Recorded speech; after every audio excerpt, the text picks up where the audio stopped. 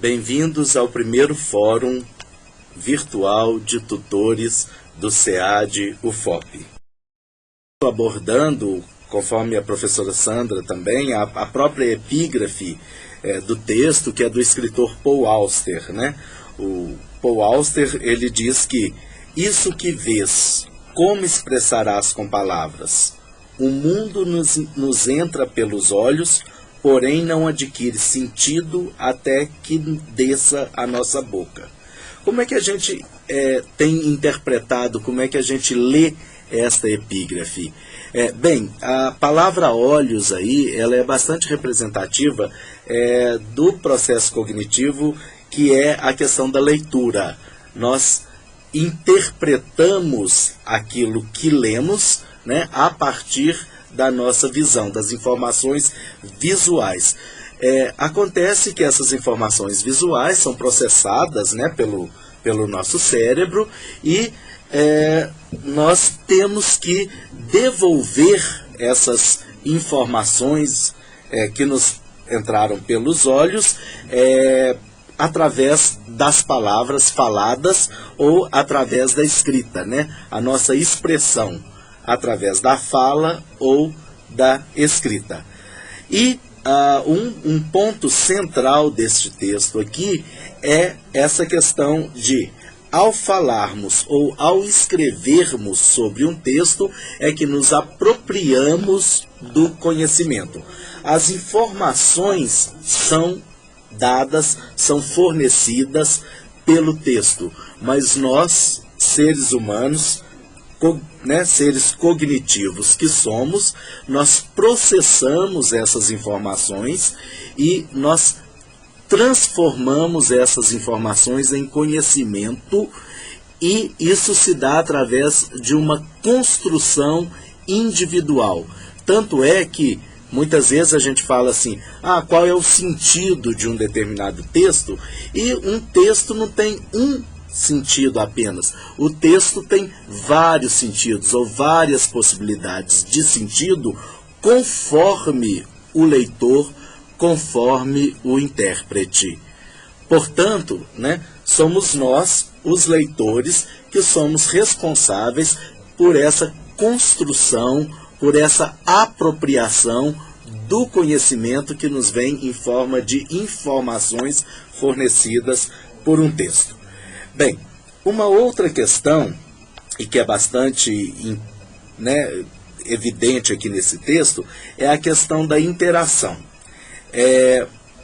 O modelo que é descrito no texto Processos Educativos e Canais de Comunicação é de uma forma de interação ainda bastante incipiente, ainda bastante simples, que era a interação do indivíduo com a máquina.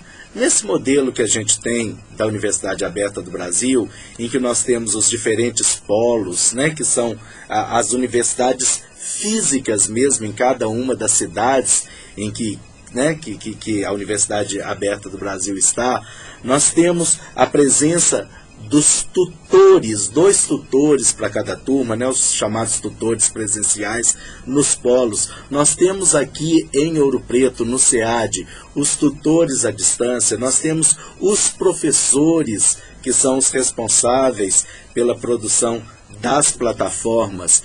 E, portanto, né, o modelo de ensino à distância que nós temos uma série de atores que precisam interagir.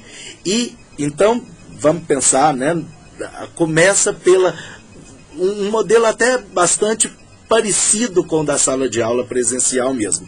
Nós temos a interação entre alunos, né, por isso que, por exemplo, eu sempre sugiro, a cada semana, quando eu mando e-mails para os meus alunos, eu sugiro, olha, reúnam-se em pequenos grupos para lerem e discutirem os textos, porque é importante que cada um dos alunos discuta com o seu colega aquilo que ele entendeu daquele texto.